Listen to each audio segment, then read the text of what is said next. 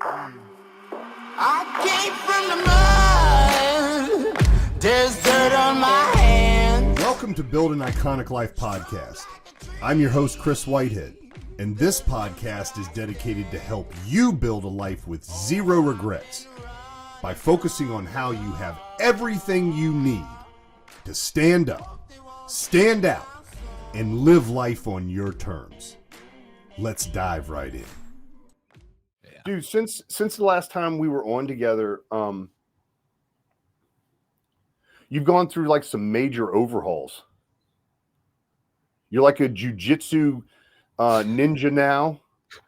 You like dude, you're so ballsy. I fucking love it. You called the victory. You got your ass kicked, and you're like, here's what I learned from it. And you did, like, no fucks given. I don't care that I lost. You're gonna lose too, but I'm evolving. But that's just the tip of the iceberg of some of the stuff you've been going through. Like, you shut business down and everything because you had something you wanted to do. You want to tell everybody like what that looks like? Dude, for sure, dude. Absolutely. I'm glad you asked that. But first and foremost, thanks for the compliment. But I'm not a jujitsu ninja yet. Like you said, I got my ass whooped. White belt, There's always people that are better, bro. Yeah, you know, you got to start somewhere. I'm not a straight scrub either. But man, I'll tell you what. Even though I was like, I went into that fight literally thinking you got to go into that fight thinking that. And I went into that competition like, hey, I'm going to run through this shit. I'm going to dominate. And literally every single class, 90% of the white belts that I go up against, I would not just win, I would dominate. Even guys that were bigger than me. You know what I'm saying? Like, didn't matter. Going there, got my ass kicked, dude, in jiu-jitsu. And I loved it, though, every single minute of it. Man, we'll go deeper into that, but I want to answer your question. So, but thanks for the compliment, man. I'm, you know, but yeah, dude, what was it, dude? Man, right now, the best answer I can give after, you know, doing year, because this was in 2021 when I really, you know, started doing this stuff, beginning of 2021. I was kicking ass in the business, literally from the outside looking in. Did everything that they said I was never going to do and some. Like, dude, I had a $500,000 a year podcast agency with margins sometimes north of 40%, but north of 30% or sometimes north of 40. Like, we were doing good. You know what I'm saying? Around that time. I'm interviewing, like, dude, I'm sitting down with like Patrick Bet-David, fucking Andy Frisilla, like all these people, right? And fucking, it looks like, oh, this dude's like on top of the world. But dude, I was completely fucking miserable, Chris, like literally straight miserable. Nothing ever felt like it was good enough. And what I have done a lot of work on this stuff, and I trace that all the way back as from all the way to conditioning from growing up before I even hit 7. I never felt like I was good enough. I didn't feel like I was good enough to be my mom's son. She put me in rehab when I was 9 before the courts ever got their hands on me because I just would not go to school and I was smoking weed all the time. And, because I was, fucked up from the trauma with my dad dying and a lot of other shit too. And the trauma that he put me through before he passed or whatnot. Never felt like I was good enough to be my own dad's son because he left us and shit. Didn't feel like I was good enough in school because they always told me I was a fuck up and school, like all this shit. Right. And that's what Underdog empowerment. I built my whole brand around, like, gonna prove these motherfuckers wrong, yada, yada, yada. I went and did all that shit and boom, it still fucking wasn't enough, bro. I was sitting there. I remember clear as day. Thomas Keenan was there, dude, in this experience. I had a mastermind, dude, and I had 10 people, all are from the U.S., come out to Pensacola, Florida. We rented out this beach house mansion. Yeah, and like right after that, I'm leaving there to go interview Sean Whalen at his spot at Lions Not Sheep headquarters and shit. And so like I'm at the like killing it, and I'm like straight miserable. I literally got there and I'm like, I'm not even happy. And I'm thinking about what's next. Like I was, every time for me it was like I was happy for like 20 seconds every time I'd smash a big goal, and then I'd be like, what's next? What's next? It was never enough, and I just never felt like enough. I never was happy, never satisfied. Man, I hit midlife, and this is, I was 33 at the time in 2021. Hit midlife, and like just my whole world got turned upside down. All these you think you know yourself until you hit midlife, and Chris, you've been there. Not trying to call you old. That's all right, bro. That's all right. I take it. I take it. Yeah, I'm just fucking, you're my dude. I can say shit like that. You're But good. you hit fucking midlife, man. Your just world gets turned upside down, man. You think you know yourself and you don't. You're really just these projections of your parents' projections and the world's projections that they placed on you, and you built this ego that you work so hard to create into order to fit into that outside world. And then you go and you try and to attain all the outwards things, and you realize that fucking that's not the real shit, man. And you got to find real meaning in life and shit. And so you also gotta like my shadow, I do like I constructed this ego, and we all have done this, and constructed this ego, right? And created these tools to get me to be successful. So it's some deep shit, bro. and I'm still peeling back so many layers of this onion, man. And like this shit ain't never gonna. This is like the cool thing about this is you can keep on growing and evolving, man. But when you construct this ego and this tools, that I used to get to where I was at, like I'm the type of dude that lives life on the edge. I did my whole life, until I started doing this work and being able to release some of this shit. And it was both ways. I was doing it with drugs, women, violence, and just doing stupid shit and going to prison, whatever. And then, when I turned my life around, when I had my twin sons and went back to prison 20 days before my twin sons were born, I switched it to having success and building the business and yada, yada. But I still wasn't happy inside. And this ego that I constructed and the tools to get that outwardly success, and I got it, and I realized that it wasn't enough. It wasn't the thing. And for me, I had to go back and heal up a lot of that unresolved trauma, shit to deal back with my childhood and growing up. You got to release that shit and move on, and people say, oh, you can't live in the past. Yeah, you're right. You don't fucking live in the past. And if you don't go back and release, and this is from, I posted this quote this morning, and I'm going to shut up and I'll pass it back to you and we can go down wherever you want to rip. But I posted this quote this morning. I don't know the exact words, but it says something along the lines of, if you bring forth what is within, it'll set you free, or it'll save you. If you do not bring forth what is within, it will destroy you. By Jesus Christ, by the Book of Thomas. You know what I'm saying? Like that's some real stuff, man. Like and so like I had to go and deal with that stuff within. I had to go inwards, because all the outward stuff wasn't doing anything for me. It was all within, if that makes sense. So yeah, it makes a lot of sense. Yeah. Right around the same age, I was 34, 35. It was 2008, 2009. And the economy took a big doo-doo. And for me, it started happening around 2007 because I'm in construction and we're kind of the canary in the mine shaft. I had 5 or 6 people close to me pass away. They were all of age, mostly, but like it made me start thinking about my life. And I realized that I was just living out a program. Even though I was an entrepreneur, I was always choosing safety. I was always choosing the easy bet. And that's not my nature. You either go for it to win it's just like you going for that jiu-jitsu tournament, right? You either go expecting to win or don't play. And what I was doing is I was playing, not expecting to win. So I'm constantly looking for the rock that I can go hide behind and go, okay, I'm an entrepreneur. I collected the money. I have the thing. I have the home now. And so instead of always looking for the next best thing, I always felt like I was behind an 8 ball. And the truth was, bro, as I was, it was a self-imposed 8 ball. Yep. I was constantly on the back end of a curve, catching up to everyone else, hey, I'm flipping homes now. And everybody's like, we're exiting. I'm like, this is great. And all of a sudden I'm left with them, hiring the employees and then doing the work that they're supposed to be doing on their behalf while being mad at them at night. I could just go on and on and on. And so a lot of people, they say, have fear of failure. I had fear of success. I had fear of truly trying to attempt to be the best version of me and not being good enough, dude. Because I didn't believe that I was.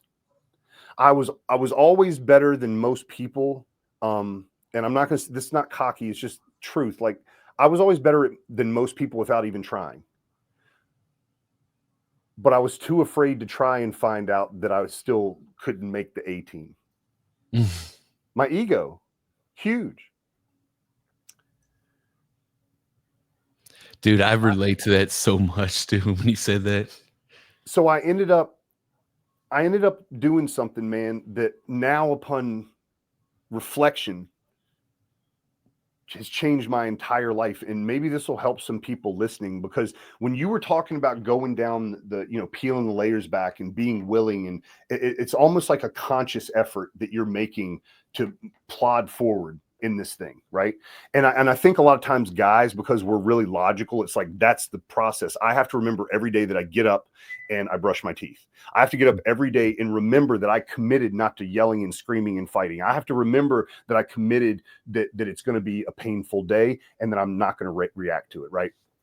There's another methodology, and maybe because I was raised by my mom, I took more of a feminine track with it. I don't know, but at 22 years old, I gave my life to God, and I went out to my car and I knelt down and I said, "Hey, I just made a really emotional decision, and I know I'm going to let go of you. Please never let go of me." And I'm telling you, Zach, that one statement, I don't have to think about personal development anymore, because you know what? It has never stopped on me ever since. If I get cocky, dude, it's not about knowing or not knowing. Eventually, I just get slapped in the forehead, and everything that was easy is now painfully horrible. And now I have to struggle. And then I get to look back and go, did I like struggling or not struggling? I liked not struggling. Well, what is it that, instead of me trying to peel back layers, it's like at the appointed time, the layers keep getting pulled back for me.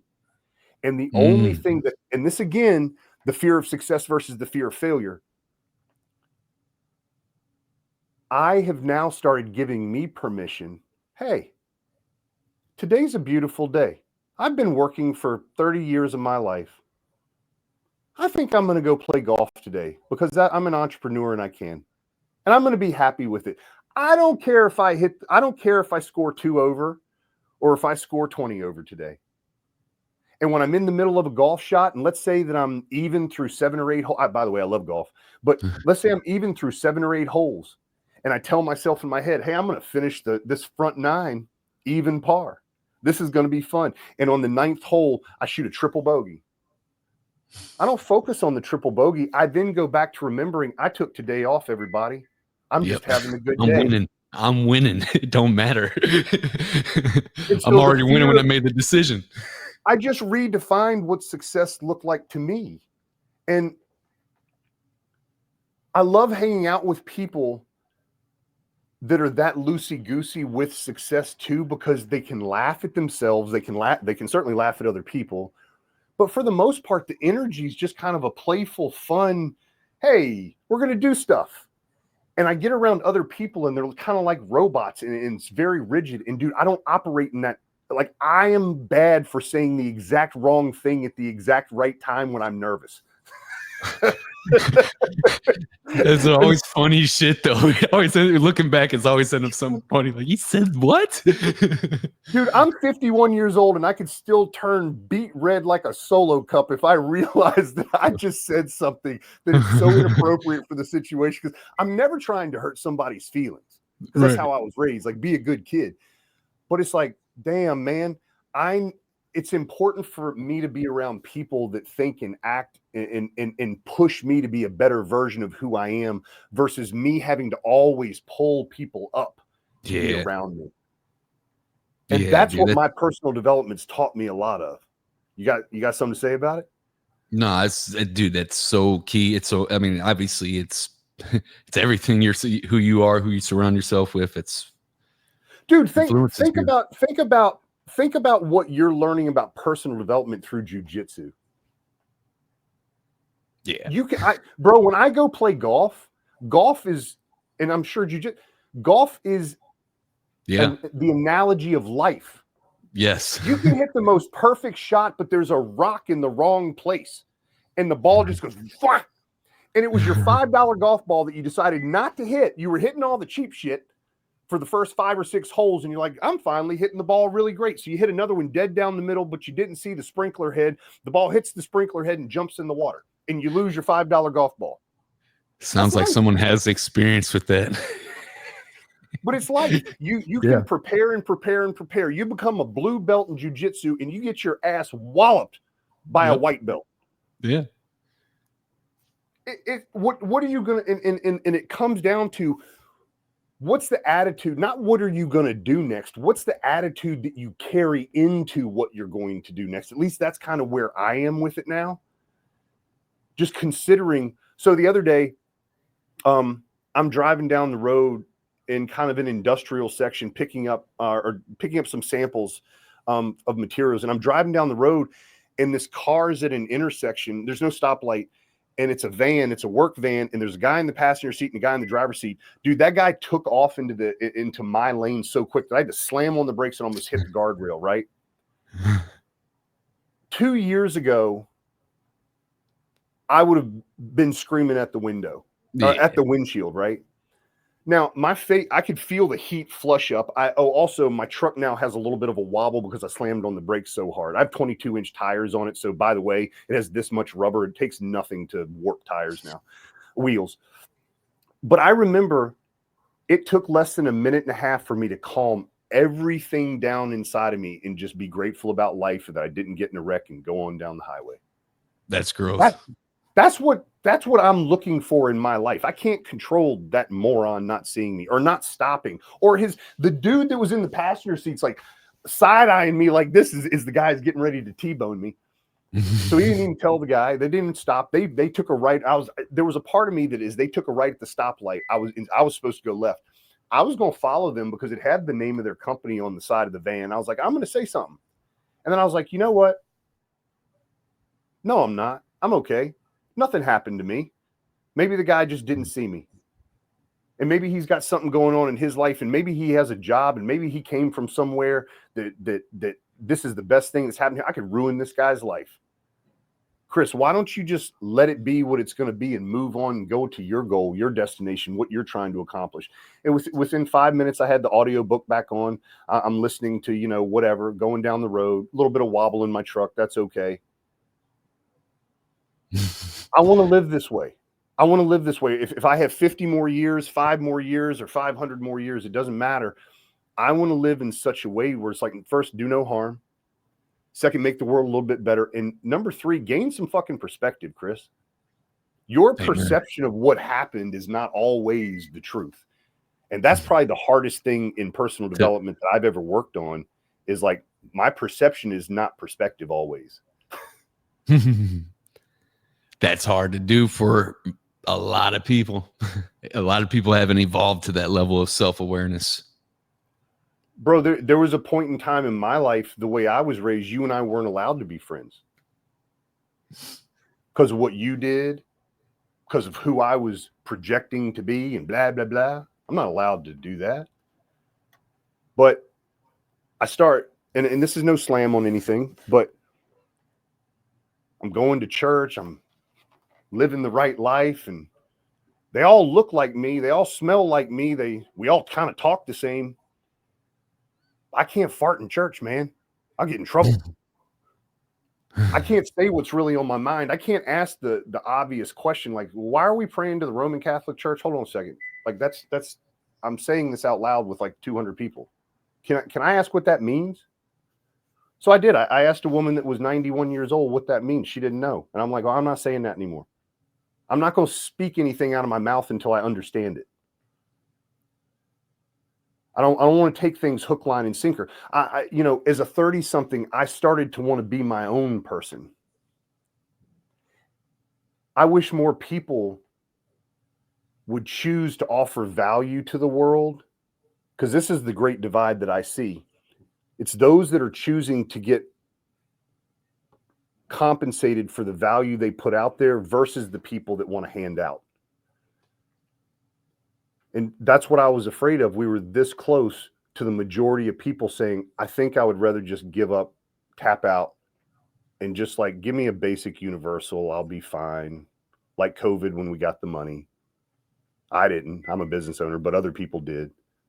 It's like I don't know what to tell my kids if that's what we are doing as a nation.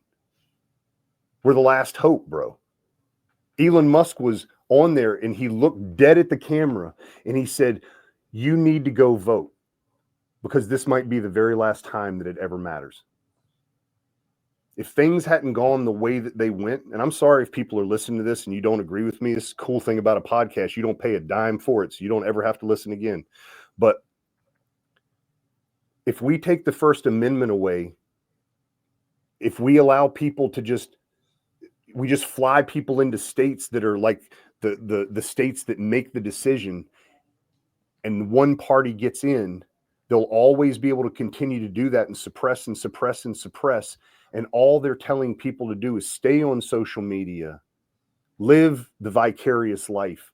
You don't have to own a home. You don't have to be married. You don't have to have children. You'll have nothing and love it. And there's somebody else that said that. Stalin said that long, long time ago. And you look at these countries now that have nothing. They say that they're happy. My friends just came back from Greece and they were like, all they do is get up at 11 and drink. And then they party all night long and get up the next day. There's no incentive for them to do anything. I don't want to live in a country where, hey, I have a daughter that's going to Tufts Dental University. She's going $400,000 in debt. She deserves, it's a hard curriculum. I couldn't have made it. She deserves everything she gets from that hard work. She doesn't deserve the same thing from somebody that took no risk on themselves and gets a hand. Like, why should that be the same value? It doesn't make any. You shouldn't be able to pay your $200 a month to be a part of a jiu-jitsu outfit, never go to practice, and get trophies at the end of the year calling you the state champion. I don't believe in that.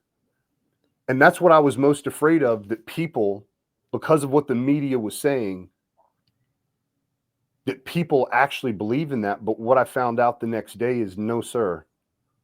The majority of people here do not believe in that. And I want to ask you, if you know, who is it that's running that particular narrative? The negative narrative that people hate yellow man or orange man or whatever they call him, and nobody wants children, and nobody wants a house, and nobody wants to make money. That it's not okay, or that it's okay for a man to dress up like a woman and then beat the snot out of somebody in the U.S.A. Where do you think all that comes from? Because I haven't paid enough attention to it to understand who's sourcing that kind of information. I just see the aftermath, and then the question you asked me is like, is it a little bit more prevalent here? It's more prevalent than anywhere I've ever been. I've never been to California, though. I heard it's pretty intense there. What are your thoughts? Man, all that shit comes from the devil. That's all I got to say about that. God bless America. All right. Damn it. You made it too simple. You're right. For you, was it you just following your gut? Yeah, man. Like for me, like I look at the policies, obviously. If we were talking politics and shit, fucking yeah, look at the policies, and my policies, the for one, Kamala didn't have any policy. The policies she started talking about were the policies that she ripped off of Donald Trump. You know what I'm saying? And the policies that she first put forth were all for communism, and stuff that was going to really hurt the U.S. and cause wars and all types of shit. And so I looked there logically. But at the end of the day, though, I go with what I feel. I act on my gut, man, because and people say it's stupid, but it's not. And dude, you can, that's God. I don't care what. You if you're not a believer of God, cool, whatever. I don't care. You know what I'm saying? You can believe whatever you want. I do. I believe in God, and that's God talking to me right there. And every time that I listen to it, it's always been the right thing. And every time that I've not listened to it, that's always been the wrong move. So that's just my own personal experience. And you know, when there's when Kamala was at the rally and she skipped out on the Catholic dinner, first nominee to do that in like 30 something years, like in my lifetime. Fucking and Donald Trump's there, and then that's a slap in the face to God, basically, and to the people, everybody that believes in God. And then she's campaigning, and the dude while she's supposed to be at this dinner, and the dude, she's campaigning at this rally, and the dude, when it gets quiet, says Jesus is Lord, and she says, "Oh, you're at the wrong rally." Come on, man. Really? That's literally footage, and like this was weeks before the election. But like that was like shows you like they're not even trying to hide it. Before she said you're at the wrong rally when he said Wow. Jesus is Lord, and so that's just where it comes from. It comes from the devil, and that's I'm not for that. I'm for God, and God bless America. When you started in 2021, you're three full years into pulling these layers back, right? And getting your stuff together. You were running Alpha Dog, and you were creating a big mastermind, and like you were putting on events, and I know about events, and I know how much they cost, and I know how much like most of the time they always cost. You hope to make money on the back end from that stuff, but it's also a crap ton of energy, man, like to just get it all organized. Big teams put all that stuff together. You're coming out now. You literally just came out with an e-com business. And so where did you decide that it's time now to ramp this thing back up and go in the direction that you're going? Because I mean, you had a lot of success, dude. You're a great marketer, number one. Like all you got to do is read your content. Number one, the one commodity that I think you naturally fell into, and it just happens to be the last commodity on earth that is actually valuable, is authenticity. Like you just real, you just are you, right? Mm-hmm. And you were doing that before people started talking about that. It's one of the reasons I like you. Thank you. No, appreciate dude, you, man. Yeah, I appreciate you, brother. And but it's the truth. But you're an amazing marketer.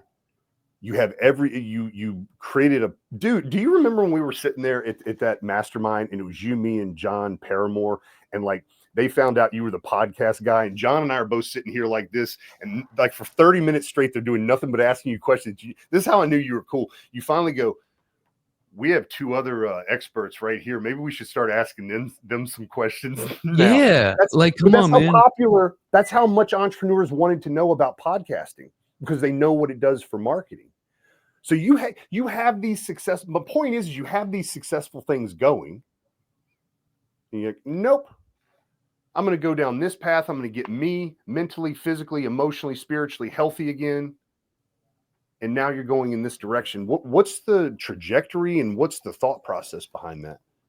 Dude, thank you for asking this question. And at this time, this is what I feel like the answer to that is. I'm still kind of working all the way through that. But what I feel like is, man, from day one on my podcast on Underdog Empowerment, I mean, I put a podcast out every single Monday for 5 years straight, never missed a single Monday. And from day one, I always said that my mission was a 9% recidivism rate or lower in the U.S., but I didn't know how I was going to do that. And I also said on the podcast that, this, what I'm doing right now is just a stepping stone to what I'm going to be doing. I don't know exactly what that is yet, but this podcast agency and this coaching stuff doesn't give me fulfillment. And so I said that for years, and I just didn't know what it was. And then I hit midlife and went through the shit, right? And did all the work, continued to do that work. And man, I took time. I stepped back from the business and stuff to really focus on that and make that a priority, and just to block out the noise, to go inward, to be able to have that space to sit with myself and sit with my thoughts and my emotions, and work through them. After I felt like I did enough, it became clear through the work that I've done, I know how I can help hit that goal. I know I can help alpha men become better leaders. How I can help, these dudes hit that 9% recidivism rate or lower. And so I was like, it's through doing the same shit that I'm doing. But I was like, man, I don't want to be in the coaching space. Another thing, this was ego based right here. Everything else was like real shit. This part is ego based, and I'll be real with it. But the other part was like, I'm gonna show these motherfuckers that I can build a business that isn't just coaching or whatever, or info product. Because motherfuckers would say that, and I'm like, dude, no, I could fucking build a product based business, whatever it is. I could go out and fucking do it. But that's ego right there. And I found out how I can do that, and it's through, you know, for me, plant medicine played, dude, Chris. Yeah. And dude, guys, I didn't fucking just go and do some fucking medicine, fucking whatever, some woo-woo shit or whatever, dude. Like, no, I fucking studied this shit for a year. I had Dr. Dan Engel, who wrote the book A Dose of Hope, who is the front leader of introducing MDMA assisted psychotherapy, which, by the way, Joe Rogan and Elon Musk just said the day before Trump was elected that they should really make this thing legal, because there's 70% success rate in clinical trials of veterans with PTSD, of curing PTSD and shit, and addictions, all types of shit, dude. So like, Chris, dude, like I spent like I said earlier, I spent my entire life living on edge, violence, whatever, doing the bad. And then when I turned it to the good, and nothing was ever enough, because I never felt like enough. Well, this plant medicine, dude, when I was able to do it, the MDMA assisted psychotherapy was a tool that I was able to crack my psyche open, break past my fucking super ego that was fucking holding me back in life, and fucking I was able to experience all these memories that I had forgotten all about, that my ego had suppressed and hidden away from me. Literally shit that some crazy traumatic shit happened, but even more importantly, the shit that stung the most, the traumatic shit that happened with like my mom and my dad and shit before I even turned 7. That shit was more painful than fucking getting shot at by crack dealers when we fucking robbed them, because they would put the crack in the window and we fucking slap it out of their hands and drive off fast, and then fucking get shot at and hit the car and shit. Like, the shit to deal with my mom was so much more painful than shit that I forgot about, like shit like that, you know? And so this medicine allowed me to have all these memories come up to the surface while I'm doing it, and I get to experience it and have this somatic release. And if you don't know what that shit is, looking at it, it's literally the release of trauma that has been stored in your belly. This is science and shit. You read the book, dude, Dose. I hope it goes into this shit or whatever. I had Dr. Dan Engel on my podcast too. We went deep on this shit. But my jaw, Chris, was like this, dude. Like, you just imagine your teeth, you know, chattering because you're cold, but like very forcefully. I've been there. What I'm saying? Like fucking, and then I looked down, and my when I got up to go to the bathroom, you know, I took the mask off, the not no fucking weird fucking COVID face bullshit mask or whatever. Disclaimer: I ain't saying nothing. That you go your health professionals, but I ain't a health professional. And also with this plant medicine too, I'm not. You need to do your research on that shit too, because I'm just sharing my experience. But what you call it? When I took the because you put a blindfold on to help to go inward, and allows us, because I'm going down a couple tangents. I promise you, I'm staying on track. I did MDMA when I was a teenager, bro, partying and shit. So I wasn't scared going into this shit. I knew how this shit affected you and shit, you know. Yep. But this time around was intentional, and I wasn't going to like some party or rave or some shit or whatever. I was going, you know. And so you had this mask, and when you do it, when you're laying down, and after about 45 minutes, when the MDMA starts kicking in, it cracks your psyche open. You feel good as fuck too. And but then these memories, these suppressed traumatic experiences, come bubbling to the surface, and it's in a way where you get to feel and experience them for the first time, because most of the time it was so traumatic that you didn't feel and process that shit properly, dude. Crazy, dude. I fucking, when I went to the bathroom, like I said, and I pulled that blindfold up, I was looking, and it was like an alien hand coming through my fucking calf, because I was having muscle spasms afterwards, after the full session, about 4 to 6 hours later, whatnot. I'm puke a little bit and had diarrhea or whatnot, because it's the trauma leaving the stomach and shit. It was wild. But that was just the beginning. People think you just go do some medicine, you're cured shit. No, I was able to release that, and that was the first time I ever got some release in my life, because like I said, I was doing all the bad shit before, no release, and started doing all the good with success in business. Still was never enough. This plant medicine was the first time I ever had some fucking release, man. So much lighter, and it was like, oh, dude, it was a lifesaver. Like, it was a great tool. That and jujitsu and Jungian psychology have been probably the 3 biggest tools that have helped me in my own personal experience. Many more, but those 3 have been crucial though. Yeah, so I definitely know about the physical release. I've gone through it myself, and the first few times that it happened, it was like doing breath work, right? Yeah. I was with a practitioner, a spiritual guide that we went deep, and I started getting, it's called chetney or tetany or something. But anyway, my hands started closing up and my mouth started closing up because I didn't want to release. That ego. The lock jaw that I had, the muscle cramps that were going on was me holding on to it. And just naturally, I rolled over from my back doing the breathing onto my stomach just as a protective measure. But when I went through some therapy, some plant-based therapy, I know that jaw, it's almost like you're laughing like the Joker, but nothing's funny. Mm.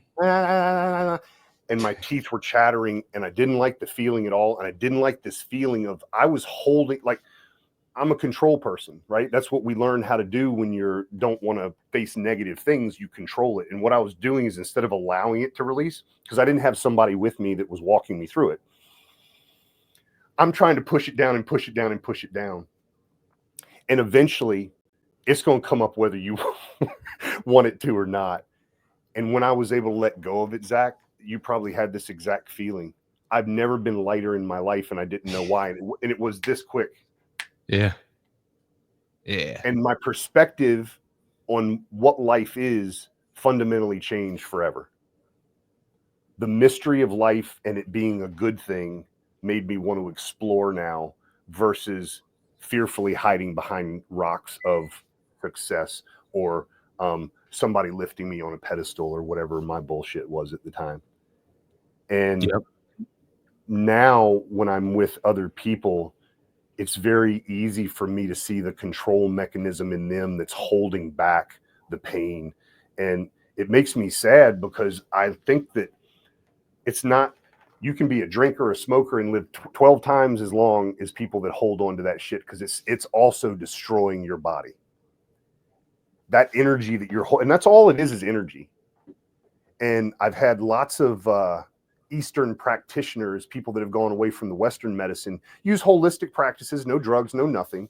There's so many ways to get that energy that's in your body, because you'll store it somewhere. Not all of it's stored in the stomach. Some of it's stored in your legs, some of it's stored in your back, some of it's all sorts of places.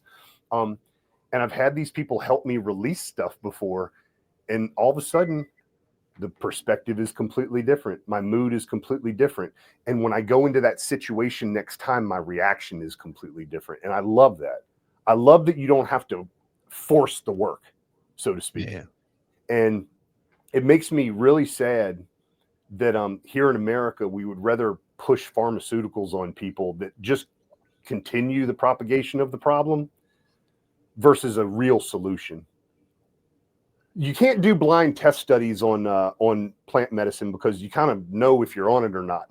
Like, you can't give somebody a placebo plant medicine, but there's so much evidence that has shown again and again and again. And it's sad that people like veterans, people that we've sent to do atrocious things and that did it in the name of our country, instead of taking care of them and healing them, we just let them commit suicide. It's wrong. We should be bringing real solutions to people that are willing to put their life on the line, you know? Yeah. I'm excited with RFK Jr. Hopefully, promises made, promises kept. I hope that rings true. I'm very faithful and hopeful it does. But RFK Jr. is going to get up in there and change a lot of that, man. So looking forward to that. I am too, man. So you went through all of these experiences. You start really healing yourself. It's coming at a perfect time, because you're still on the cutting edge of everything that's going on, but you're getting results from it. I could do it. Even your countenance is different. like your eyes are bigger. They're happier. There's no wrinkles here anymore for you. Like, your face is skinnier. You're in shape. Thank you, man. All of this is leading to you finding a purpose now in a business. Yes. And so what are you going to do? Yeah, dude. Love it. It's so simple. Hey, I'm gonna give you it's simple as answer, man. Simplicity is key, man. We're gonna sell apparel and we're gonna help alpha men heal their unresolved trauma. First responders, veterans, and ex-convicts is who we're gonna specifically focus on. And we're gonna help them heal their unresolved trauma and to become better leaders. And that's how we're gonna do it by selling apparel. What's the message? What's the message of the brand? Oh, the brand? The alpha underdog. You got to be in. What is an alpha underdog? An alpha underdog is a battle-tested, confident, humble man of God who is committed to a life of excellence and self-mastery. And so that's awesome. That's who we speak to, you know, and that's all it is, you know. And it's simple to sell apparel, help men heal. And then by doing that, that's gonna I truly believe, like, why this is my, after living this life, you know, I grew up in psych wards, detention centers, juveniles, boys' homes, institutions, all that shit throughout my entire juvenile from 9 years old on up. And then did over 5 years of my life in prison. I strongly believe that all those guys are good. There's some fucking really fucked up guys that have been through some really trauma shit and they're like past the point of return. You know what I'm saying? That's sad. But I truly believe that the reason why people keep coming in and out and back or whatever, the ones that there is hope for or whatnot, is because they have that unresolved trauma and they don't never go and deal with it, and it's fucked them up, and they have a lot of PTSD, you know what I'm saying, and it's fucked them up, and they can't even function in normal society because of this shit, because, you know. And so I believe by, you know, helping men, educating these guys, you know, by you know, we had our podcast in the prison system. Travis Ritchie, shout out to that dude. My dude got our podcast. I got so many DMs of people in prison like, dude, I heard your shit in there when I was down, man. It really helped me out. Yeah, this and that. So, you know, by getting that back in there and educating them and stuff, and they hearing from guys that were in there fucking getting out and being success, you know, then the guys that want that will come out, and I believe that's how we achieve that.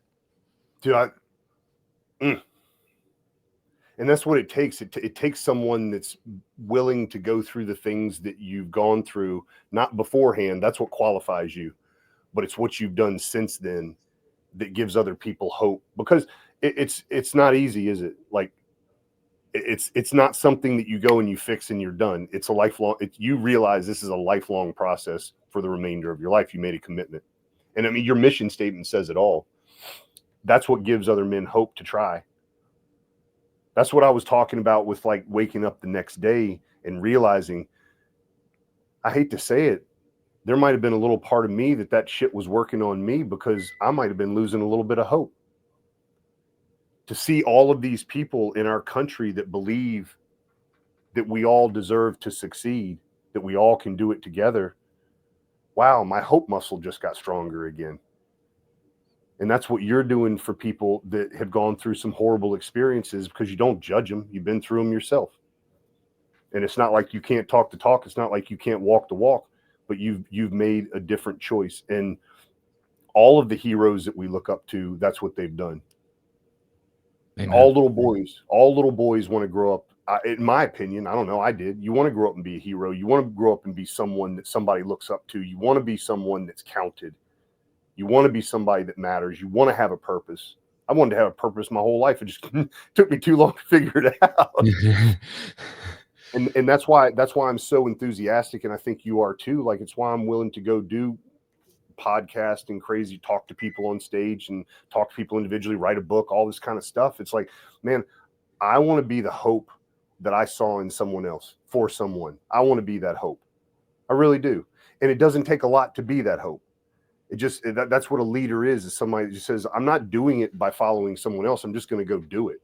And it's something I've really respected about you, because you're not only doing it, you're willing to share it. And yeah, some of that's marketing, some of that's part of doing business, but I think you're also willing to share it because the way that you share it is what tells me you're willing to tell the good, the bad, the ugly, all of it.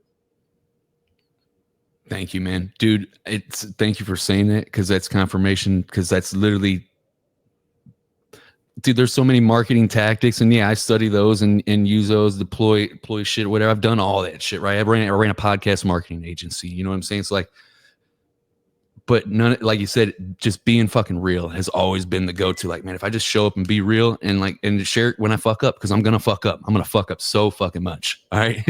And we're all gonna do that. So like that's so weird, man. And so many people, and you know what, man? It's you get in, it's like you feel like, oh, I can't share anything bad if I'm building a brand or trying to build a business, because then that's just going to make me look weak, and then nobody's going to do business with me, and yada yada yada. And it's the exact opposite, dude. Like every time I share my losses, the ugly truths, the mistakes, that's when I get the most business. That's when I get when good things happen the most, because you're putting out karmic value is a real fucking thing. Universal laws are a real fucking thing, man. And so if you're not putting out truth is my number one core value. Jesus Christ, the truth will set you free. You know what I'm saying? Like Matthew 44 or 344, 344, I think. Don't quote me on that, guys. But what you call it? There's a mistake right there. But you know what I'm saying? The truth will set you free. And man, if you just can get past, I promise you, man, like that'll bring you so much good in life. Life's not going to be perfect, but I promise you, people will gravitate towards that because people appreciate the truth. And that just showed up in our election just recently. It's a great example of this here. Is people got fed up of the lies and the bullshit that the legacy media kept on pandering and the propaganda, and we stood up and said enough of that. And it will go down probably in history as the official death of legacy media, when people got their voice back and independent journalism became the real thing again, man. So anyways, I'll quit going off on that bit. You can tell I'm pretty fired up about it. No, I mean, what's funny is Zach, I've never been political on social media or anything. I've always tried to, like, quote unquote, rise above it. Mm-hmm. I'm not political. I just, man, I truly felt like this was evil versus good thing. And you know, well, what I mean? that was the point that I was getting to. Like, I stayed away from it because it's like, in polite society, you're not supposed to talk about religion. You're not supposed to talk about politics. These are all divisive things that you can get in trouble in conversations with when you're networking, right? I put my opinion out the day before the election, just to let everybody know where I stand. And I did it in my own way. It said I identify as non-binary. Non-binary. That's awesome. And but the point behind it for me is that enough is enough. Mm-hmm. Enough is enough. And if I'm not willing to take some kind of stand, it's like the lukewarm part, right? Be hot or be cold. Don't be in the middle, man. Don't ever be in the middle. Choose your side. And that was the side I chose. I want to ask you a question. Regardless of faith, because I respect people of all sorts of different faiths. I've had so many people of so many types of faiths. I've even had people that don't have any faith teach me amazing lessons, right? Yep. But for you and I, like, I read the Christian Bible. That's what I came to believe in. It's a source of comfort. It's a source of strength. It's a source of answers when I don't have any. And a lot of times it's the answer that comes back is, hey, don't trust your own wisdom. Like, just chill and trust in God, right? With that being said, I have a favorite Bible verse. Do you have a favorite Bible verse? Yeah, the one I said earlier. I think it's Matthew 3:44, but it's the truth will set you free. That's my favorite. Mine is be still and know that I am. And the reason, so like when I like to write posts, like sometimes I write them kind of cryptically, like they have double meanings. And for those that are meant to hear, they hear it. And for those that don't, I either sound like a bumbling idiot or it was just a story about me walking a dog, right? But that's how I was raised by my grandfather and my dad. They told me stories and I either understood what the meaning was or they planted a seed, right? For me, the word I am is another name for God. It's also another name for God within. It's also the calling forth of the breath, I am, and now for anything that I declare is. And the part that I love the most about it is that it's tied with something called be still. And so what we've been talking about this whole podcast, bro, is inside we knew one fundamental flaw that we had. We couldn't stop vibrating. We couldn't be still. We couldn't be content. We couldn't enjoy life for life's sake. It was never good enough. If shit was bad, that was drama we could focus on and get high on that. If shit was really good, we were pretty sure it wasn't going to last, so we better go do something bigger next. And we got to pile and accumulate and pile and accumulate. And then we get so mad of having to work so hard to be good that you go out and you become an asshole again just for a little while, just to prove to yourself that you can have a little bit of fun. I know that so well. I played the same game until God set me on my couch with no money, no credit, no nothing. I mean, bro, nothing. And said, I'm going to pay your bills for you. Just your bills. You're barely going to squeak by. Over and I don't care how hard you try, Chris. You can go network, you can go build and do everything that you did before. It'll never work. And it didn't, bro. And I had to come home every night and sit there by myself and feel this painful knot, learn to eventually release and just let go so that I could be still. And it was the most atrocious, horrible experience that I've ever been through for about a year and a half of just sitting still with my thoughts and with God, watching my shit get taken care of. It was humbling, dude. I had a guy, I couldn't pay my bill. I couldn't pay my electrical bill. And they were going to turn my heat off in New England in the winter. Bro, you can't do that up here. No. And I'm sitting down at Panera Bread with the guy, and I'm just telling him, and I'm kind of sad. He stands up and pulls $63 cash and some change out of his pocket and dumps it all on the table and says, will this help? Bro, I started crying. I'm a 39-year-old man. I'm supposed to be a successful entrepreneur, blah, blah, blah, blah, blah. But there are good people in the world if you're just honest. And I saw God take care of me again and again and again. And bro, it's still happening now. My job is not to go make a result happen. My job is to keep my eyes focused on God and to have faith that what I believe in, my bigger dream, is going to come true, and not worry about how it's going to come true. And the scary situations just have another couple zeros on the end of them now. That's all it is. But it's the same thing. And it keeps being fulfilled over and over and over again. But I'm not, you know what I'm not given? I don't have $37 million in the bank that I can just, I don't have that. And that's okay. That's okay. All of my needs are taken care of. A lot of my wants are taken care of. I know amazing people. We get to produce amazing value in our own way. And we just keep loving. It's a pretty cool way to live, man. Amen to that, dude. And watching you, I've known you now 4 or 5 years. You were already at a very high level when I met you. But to watch you take it and turn that a whole nother rotation, all because you weren't willing to settle for less than what you believe you're worth. I would like to see that multiply in this country, but in the world, dude. Because Jonah, my son, my stepson, but he's my son, he works with me now. You and I were on my truck phone the other day just talking. And I get off the phone with you and I'm like, that's Zach. And I tell him a little bit about who you are and da-da-da-da-da. I said, I love that dude, man. So cool what he's doing. Da-da. He goes, you know what? He sounds like he's a really good guy. You just hear it in your voice, you know? And I'm not buttering you up, dude. I'm just telling you the truth. Yeah, my kid is listening to one of my friends and said, that's a good guy.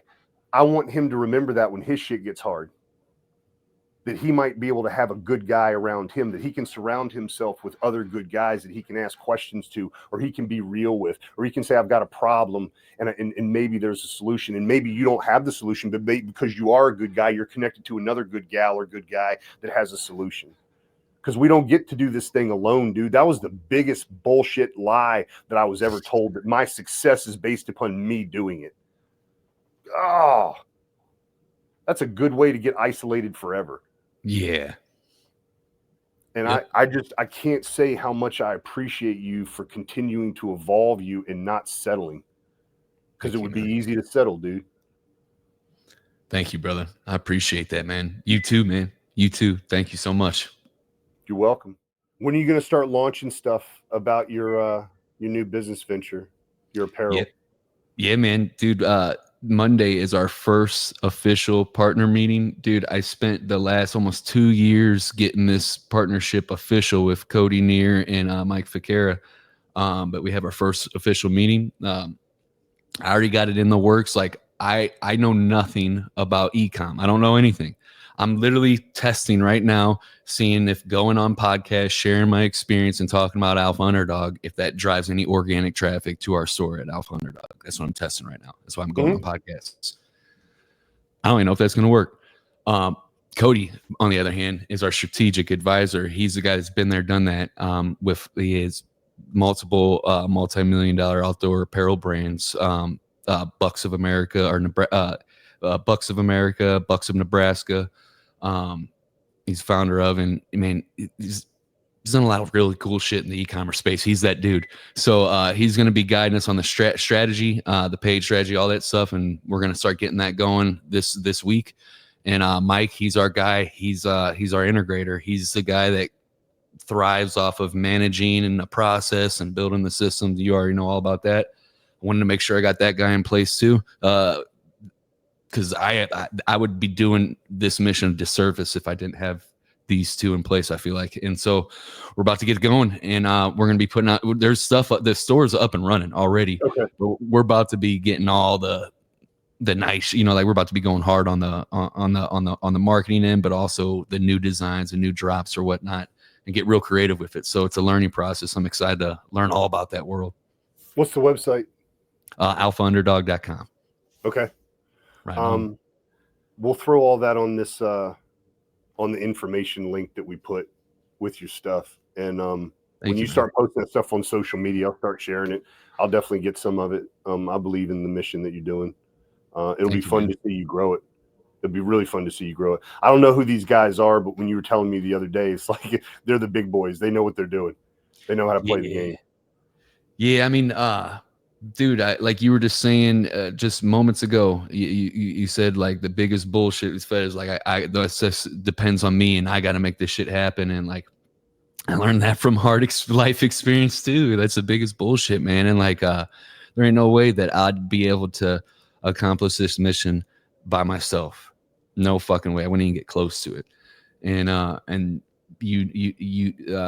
whatever that quote is or something, you want to go fast, go alone. You want to go far, go together. I'm not trying to go. I don't need to hurry up and rush. That's why I'm not working like I used to, 16-hour days. Shit, dude, I work 4 hours a day at max. You know what I'm saying? But I'm working doing other shit, but I'm working on other parts of my life, not just my business. You know. So yeah. So slow is smooth and smooth is fast. Amen. And that took me way longer than it should have to learn, because I was a push on the pull door kid, man. Like I'll make a hole. Like, the door's right there, Chris. I already made the hole. I guess we have to fix both. Yeah. Yeah. Well, bro, it's really good having you on here again. You're welcome on this podcast anytime. If something comes up, you want to talk about it, just reach out. We'll have you on. I appreciate you. It's always fun talking to you, man. I appreciate that. I appreciate you so much, and I appreciate that as well, dude. Thank you. Yeah. Hey, everybody. This is Zach Babcock. I actually never introduced him, but he's been on the show like at least once or twice now. He's an amazing guy. You know it because you've listened to him. Check out it's alphadog.com. alphaunderdog.com.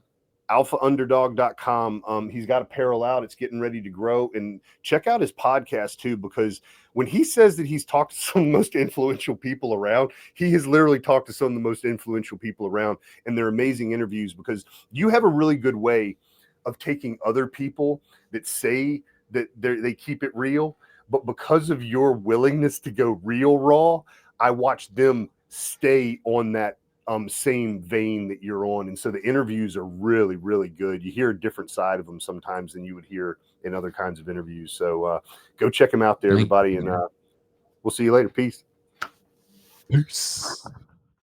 I came from the mud. There's dirt on my hands. Strong like a tree. There's roots where I stand. Hey friend, if you enjoyed listening to this podcast, please leave a review and subscribe to catch future casts. If you really enjoyed this episode, make sure you share it so others can benefit from it as well. I'll see you in the trenches. Try to catch me howling at the moon.